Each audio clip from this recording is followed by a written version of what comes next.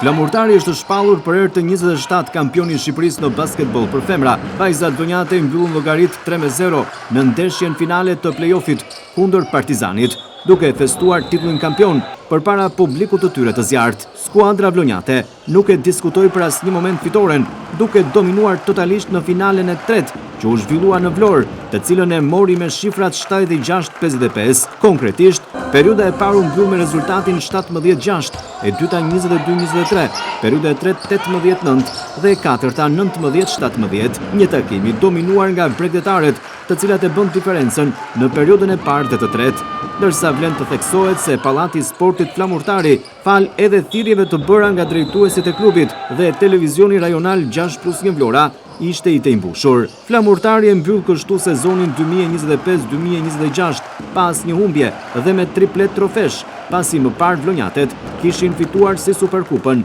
gjithashtu edhe Kupën e Shqipërisë. Ky është titulli 18 kampion në 21 edicionet e fundit për Flamurtarin, statistik që tregon dominimin e jashtëzakonshëm të skuadrës bregdetare në basketbollin shqiptar pas viteve 2000. Në fund të ndeshjes u zhvillua edhe ceremonia, ku bashkë me vajzat për këtë trofe gëzoi edhe kryebashkiakja Brunilda Mersini, ashtu si kundër ishte i pranishëm edhe presidenti i Federatës Shqiptare të Basketbollit Avni Ponari.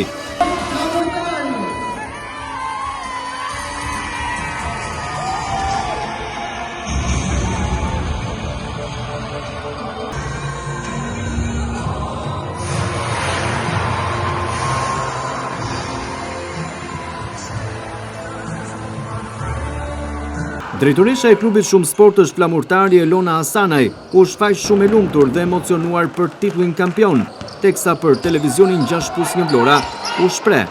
Këto 2-3 javët e fundit kam thënë disa herë, ky është fundi, por sot vërtet ky ishte fundi. Jam shumë e emocionuar, jam shumë e kënaqur. Për këtë rezultat kishim përballë ekipin e Partizanit, një ekip shumë të mirë. Fituam me 3 ndeshje, 3-0. Dua të falenderoj pa fund gjithë sportdarësit Vlonjat, flotën Kuqezi që ishte një suport i jashtëzakonshëm i ekipit të Flamurtarit. Dua të falenderoj të gjithë ata që sollën Flamurtarin këtu sot. Dhe unë nuk jam vetëm, nuk kam startuar vetëm.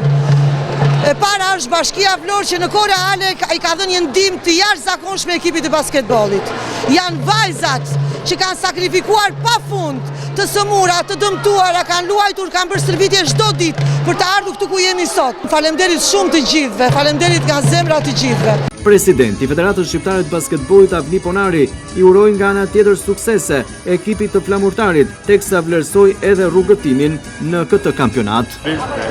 Normalisht ky është edhe synimi. Tani kur mullohen janë 12 ekipe të vajzave 16-18 vjeçare, po luftojnë që ato të kalojnë me ekipet tona.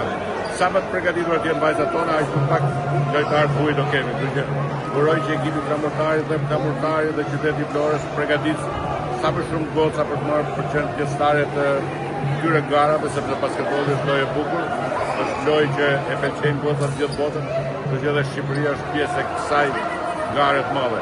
Uroj që sa më shumë vajza të jenë të Flamurtarit dhe sa më shumë terrene sportive të ketë Vlora, aq më mirë do jetë, sepse sot më shumë se asnjëherë tjetër ka nevojë rinia për të qenë prezente në aktivitete sportive, siç është basketbolli, po edhe sportet e tjera.